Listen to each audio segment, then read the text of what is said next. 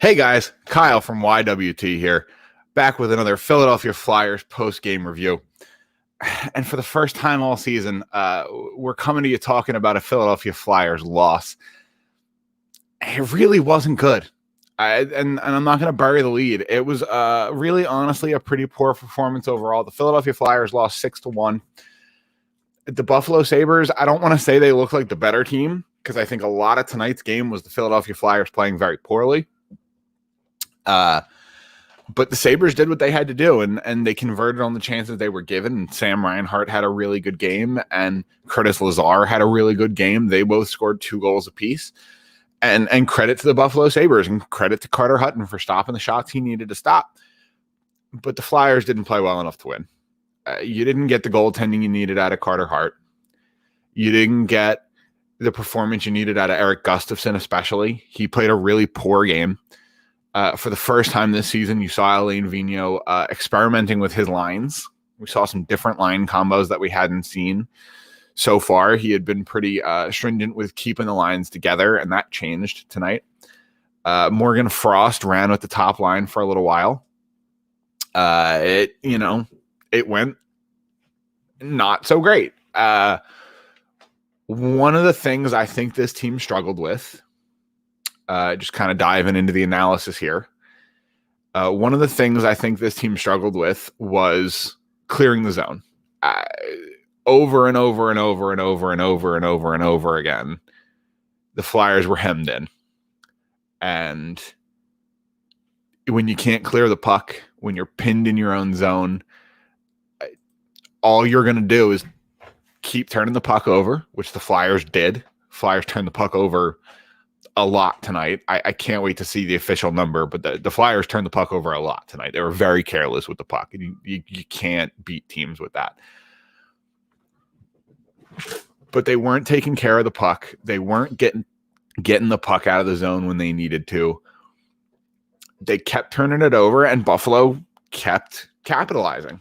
We saw a couple of stupid penalties. We saw a bit of a questionable penalty on Carter Hart, in my opinion. You see a tripping call when the goalie is in his crease attempting to make a save with a fairly standard save motion.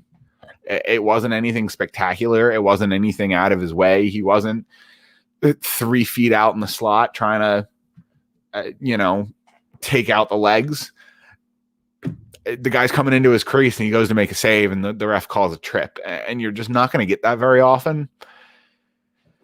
So it's a little unfortunate. It really felt like kind of a Murphy's Law game for the Flyers. Everything that could go wrong did. Every pass was in the guy's skates.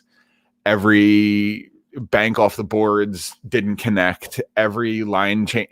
Just everything was off tonight, right? Everything was half a step slow. And I don't know if maybe the team took Buffalo a little lightly, right? You just won 2 games against a team that's supposed to be good in the Pittsburgh Penguins, right? You just beat Sidney Crosby twice. You just beat Evgeny Malkin twice. You just beat, all these guys.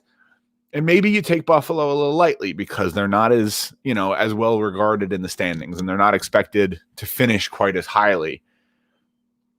But you can't afford to do that. And if the Flyers came into tonight's game maybe not fully prepared, and I don't know if that's the case, but it certainly seemed like they weren't as crisp as they needed to be.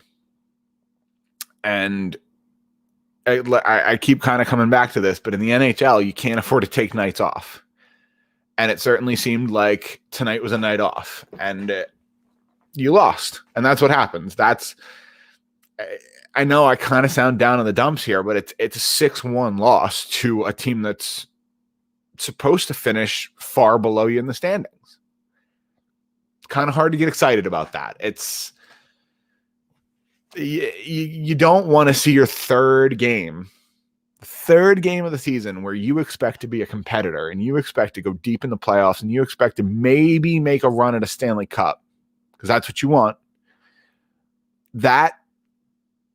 It's hard to get there from here. It's hard to look at this team on night, your third game, and see the effort that this team put forth tonight it's tough to see that team winning the Stanley Cup. The team that was on the ice tonight did not look capable of winning 4 rounds. And I know we're 3 games into a 56-game season with theoretically, a bunch of playoff games after that. And I know there's a lot of hockey left, and I know that there wasn't much of a training camp.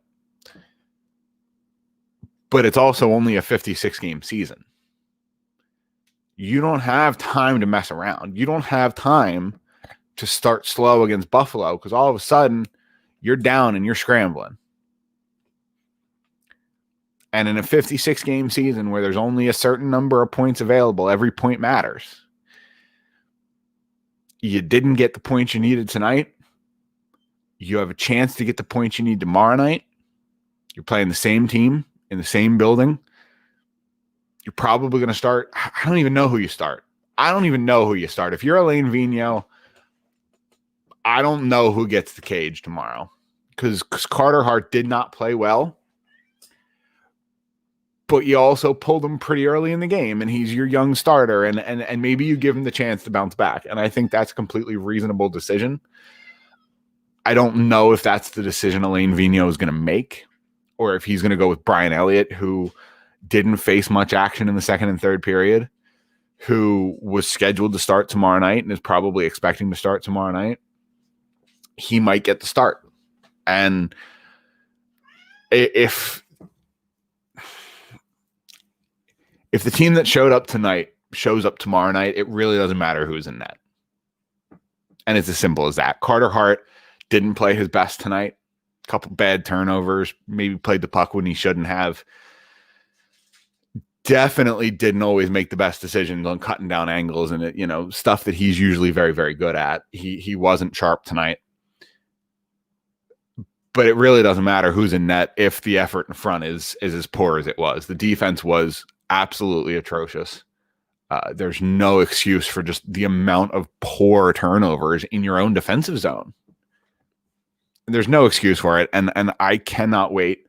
I'm recording this live very shortly after the game ends. I went live pretty much as soon as I could, but I can't wait to hear what the players have to say because it was a poor effort, and I'm sure that the players will reflect that. We saw some frustration out of Jake after the game the other night, and I expect maybe not the same, lash out at reporter type thing, but I expect some form of frustration to be shown, and I hope they show it on the ice tomorrow, and I hope they show some urgency and some will to win because you kind of have to get 2 points now. Kevin and I talked on last night's show, available now, scrolling at the bottom of your screen.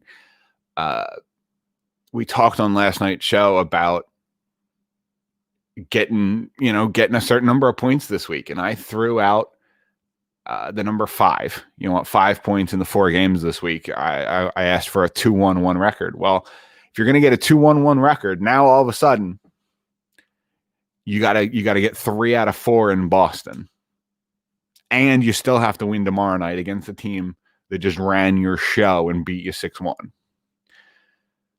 So we're not looking at the playoffs yet. Obviously, it's a little too early for that.